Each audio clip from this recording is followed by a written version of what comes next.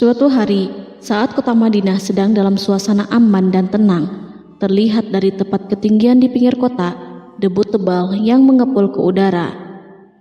Debu itu semakin meninggi, bergumpal-gumpal hingga hampir menutupi angkasa.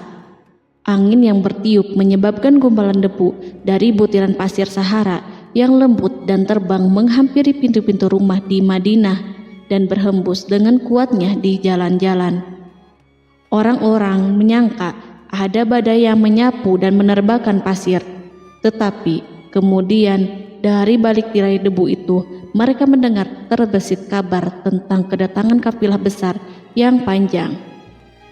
Tak lama kemudian 700 kendaraan yang syarat dengan muatannya memenuhi jalan-jalan dan mengguncang Madinah. Orang-orang saling memanggil dan mengajak sesamanya untuk menyaksikan keramaian ini, serta turut bergembira atas kedatangan harta dan rezeki yang dibawa kafilah itu.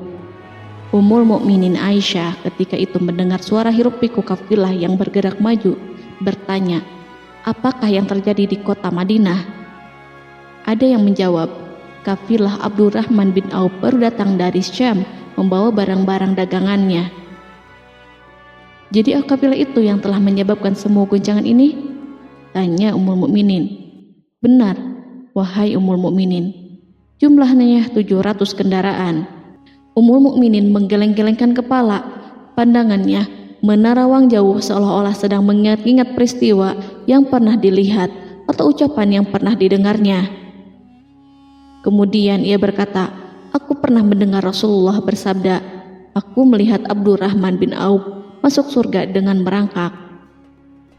Abdurrahman bin Auf masuk surga dengan merangkak? Mengapa ia tidak memasukinya dengan melompat atau lari-lari kecil bersama angkatan pertama para sahabat Rasulullah? Sebagian sahabat menyampaikan cerita Aisyah kepadanya, maka ia pun teringat telah mendengarkan hadis dari Nabi lebih dari satu kali dan dengan redaksi yang berbeda-beda.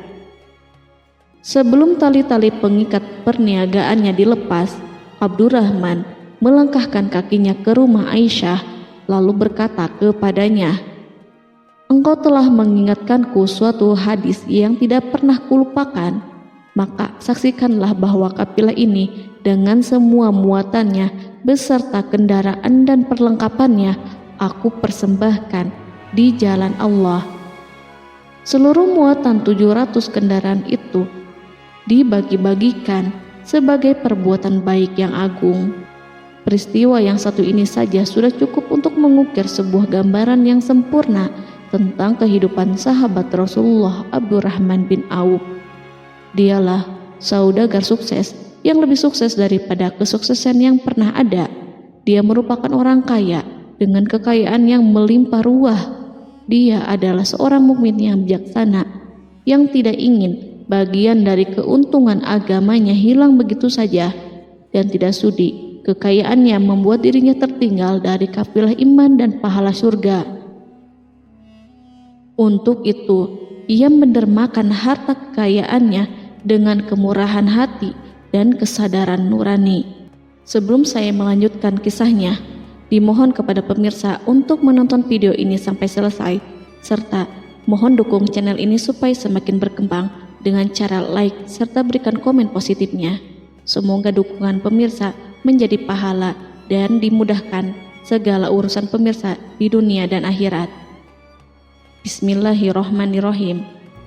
Abdurrahman bin Auf adalah seorang dari 8 orang yang lebih awal masuk Islam.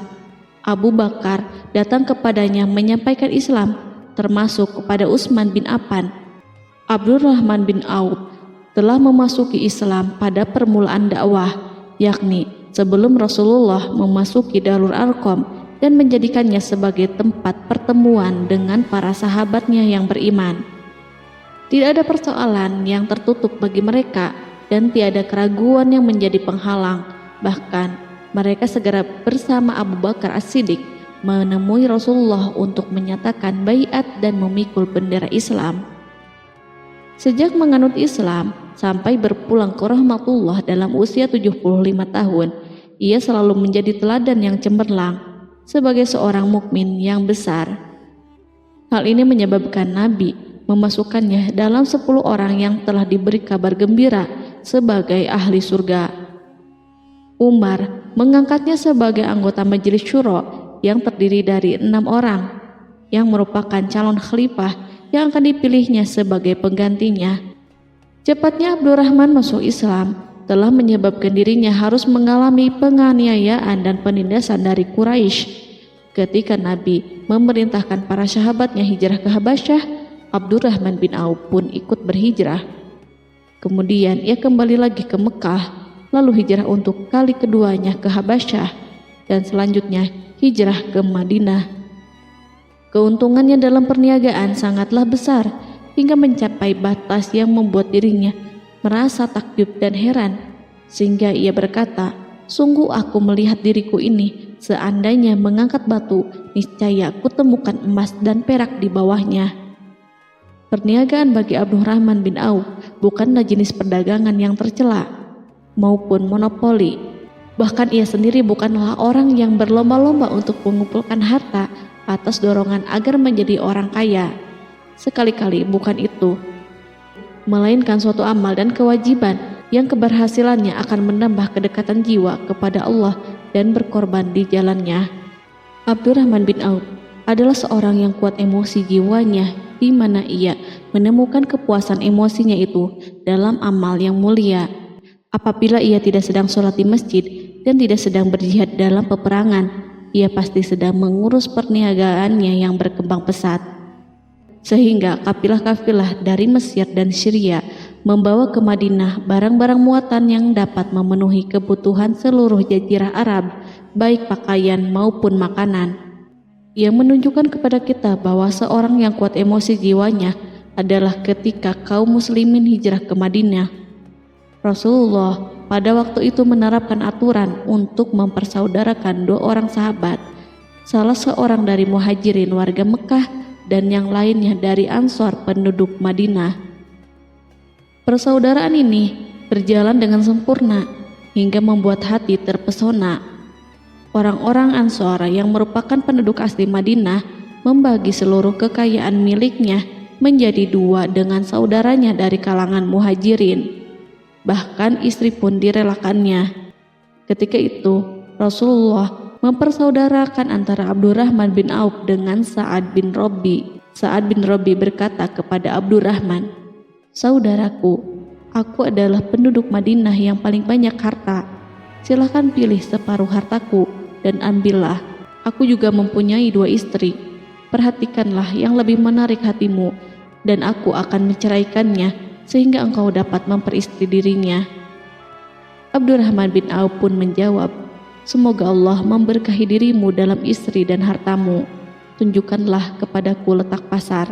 Abdurrahman pergi ke pasar. Ia berjual beli di sana dan mendapatkan keuntungan. Kehidupan Abdurrahman bin Auf di Madinah, baik semasa Rasulullah maupun sepeninggalnya beliau, selalu ditunaikannya dengan sempurna untuk memenuhi hak agama dan beramal di dunia. Perniagaannya sukses dan menguntungkan. Seperti diungkapkannya sendiri bahwa seandainya ia mengangkat batu dari tempatnya, pasti ia akan mendapatkan emas dan perak di bawahnya.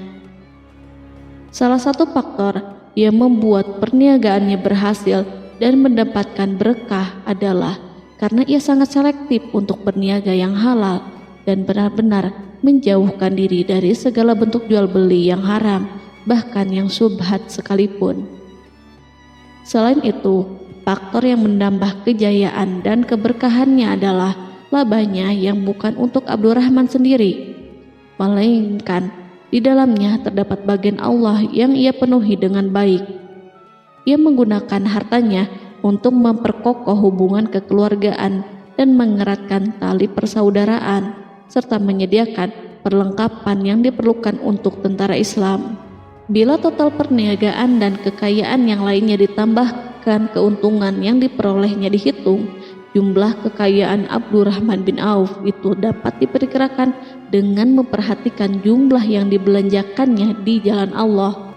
Suatu hari, ia mendengar Rasulullah bersabda, "Wahai Ibnu Auf, engkau termasuk golongan orang kaya dan engkau akan masuk surga dengan merangkak." Karena itu, pinjamkanlah kekayaan itu kepada Allah agar Dia mempermudah langkahmu." Sejak ia mendengar nasihat Rasulullah ini dan menyediakan bagi Allah pinjaman yang baik, Allah justru semakin melipat gandakan kekayaannya hingga berlimpah ruah. Suatu hari, ia menjual tanah seharga 40.000 dinar. Kemudian uang itu dibagi-bagikan semuanya untuk keluarganya dari Bani Zuhrah, untuk para istri Nabi, dan untuk kaum muslimin yang miskin. Pada kesempatan lain, ia menyerahkan 500 ekor kuda untuk perlengkapan tentara Islam. Pada hari yang lain, ia menyerahkan 1.500 kendaraan unta. Menjelang wafat, ia mewasiatkan 50.000 dinar untuk diinfakkan di jalan Allah. Ia juga berwasiat bagi setiap orang yang ikut perang Badar dan masih hidup, masing-masing mendapatkan 400 dinar. Hingga Utsman bin Affan juga mengambil bagian dari wasiat itu, meskipun termasuk orang yang kaya. Ia berkata, harta Abdurrahman bin Auf halal lagi bersih, dan memakan harta itu membawa keselamatan dan keberkahan. Ibnu Auf adalah seorang yang mengendalikan hartanya, bukan dikendalikan oleh hartanya.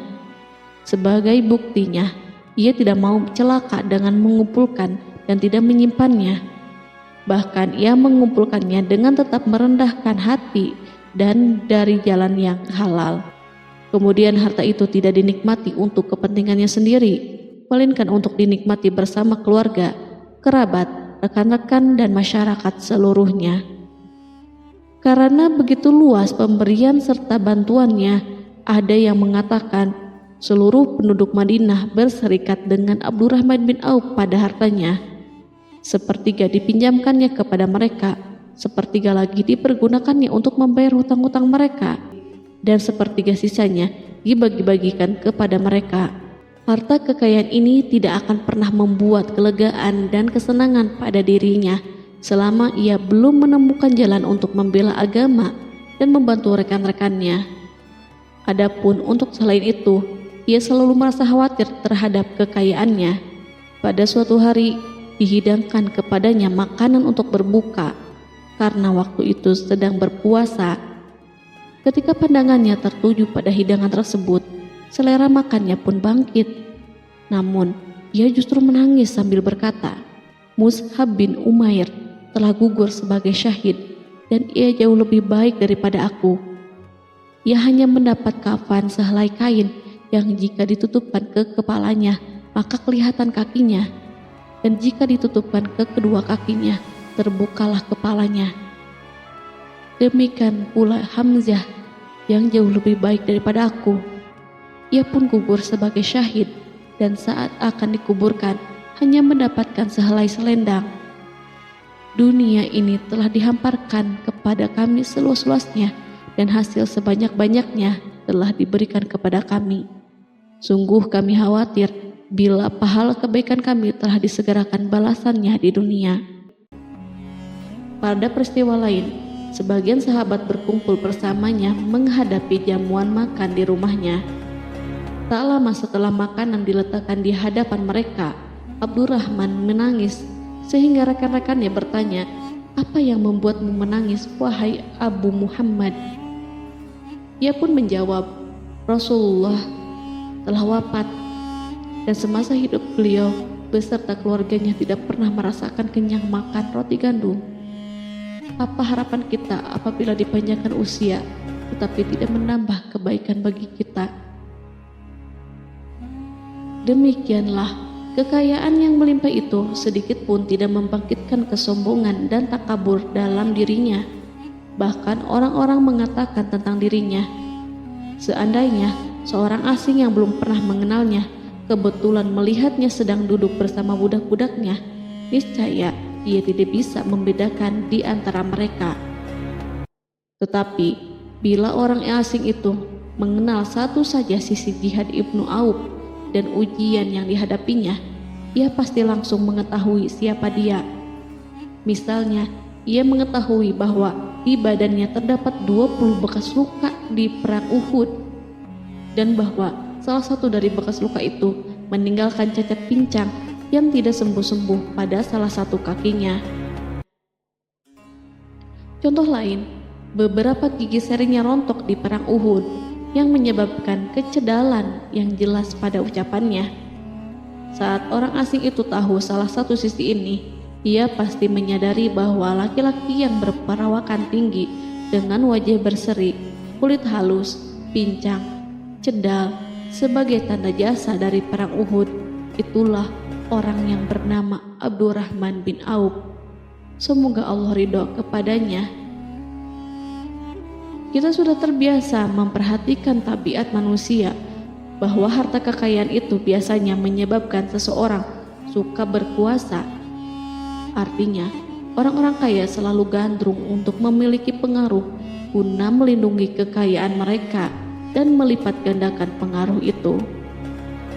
Selain untuk memuaskan nafsu demi kebanggaan dan kepuasan pribadi, semua ini merupakan sifat yang biasa dibangkitkan oleh kekayaan.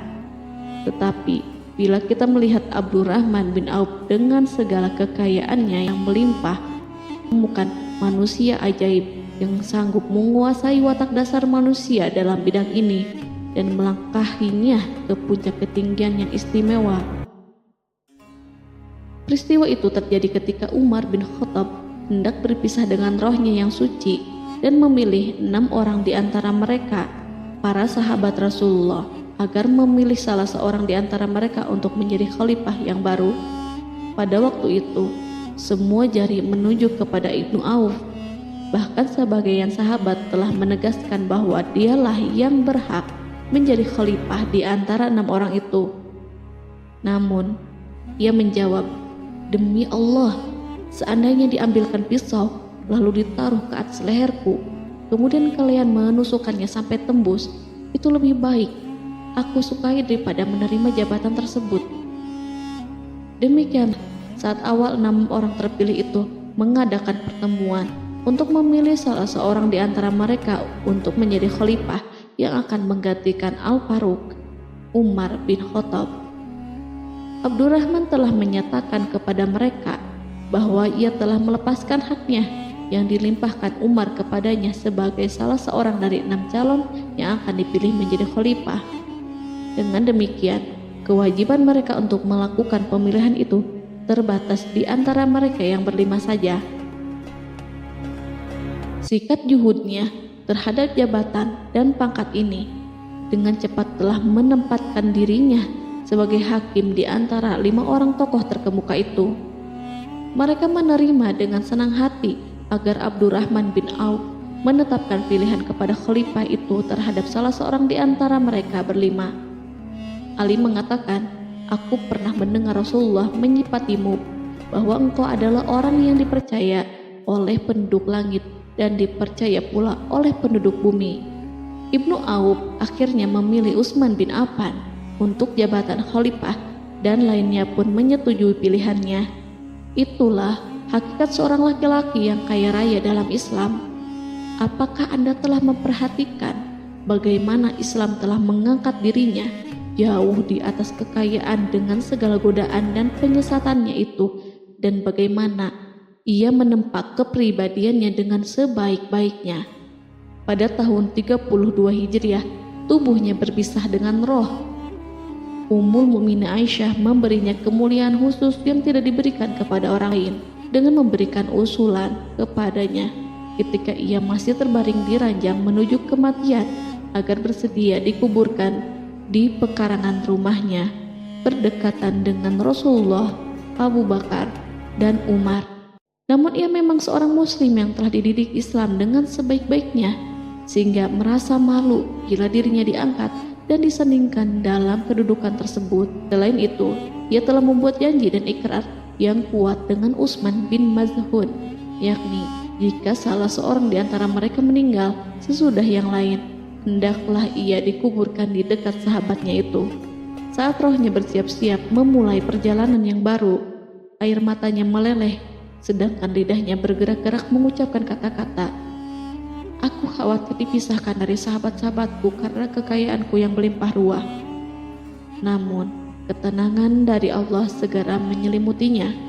Lalu senyuman tipis menghiasi wajahnya disebabkan sukacita yang memberi cahaya dan kebahagiaan yang menenteramkan jiwa.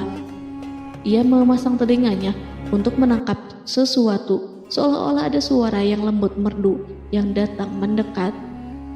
Ia sedang mengenang kebenaran sabda Rasulullah yang pernah beliau ucapkan, Abdurrahman bin Auf di dalam surga. Ia barangkali juga sedang mendengarkan janji Allah dalam kitabnya. Orang yang menginfakkan hartanya di jalan Allah, kemudian tidak mengiringi apa yang diinfakkan itu dengan menyebut-nyebut dan menyakiti perasaan penerima, maka memperoleh pahala di sisi Rabb mereka. Tidak ada rasa takut pada mereka dan mereka tidak bersedih hati. Quran Surat Al-Baqarah ayat 262.